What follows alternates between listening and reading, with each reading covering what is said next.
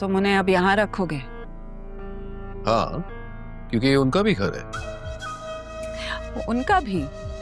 वाह कबीर साहब वाह, सारी जिंदगी मैंने ख्याल रखा, क्या कुछ नहीं किया, और अब ये घर उनका भी हो गया। ये मैं होने नहीं दूंगी। अच्छा, वैसे तुम होती कौन हो, ये होने देने वाली या नहीं? क्या ये तुम्हारा घर है? खुदा ना खास्ता अगर ये तुम्हारा घर होता ना नरमीन, मैं ये गलती कभी नहीं करता, अपनी पहली बीवी और पहली बेटी को यहां कभी नहीं लाता। लेकिन ये तुम्हारा घर तो है नहीं, और ना ही इस पर तुम्हारा इख्तियार है।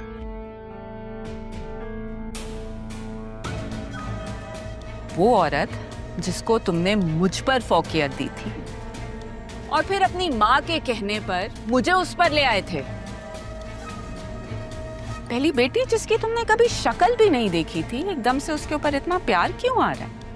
क्या हुआ कबीर, जमीर झंझोड़ा है या अपने बुढ़ापे के लिए पुराने सहारे ढूंढ रहे हो? शायद तुम भूल हो नरमीन, तुमसे तो मैं शादी कभी करना ही नहीं चाहता था।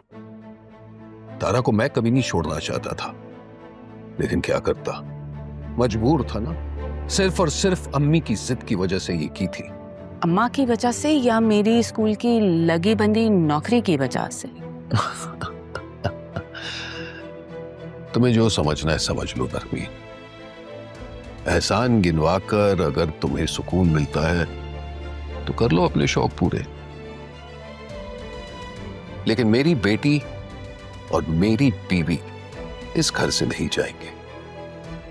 अगर वो औरत इस घर में रहेगी तो मैं नहीं रहूंगी। तो ठीक है, ना रहो, दरवाजे तुम्हारे लिए खुले हैं, लेकिन तारा और राहा यही मेरे साथ रहेंगे, चाहे तुम यहां रहना चाहती हो या नहीं।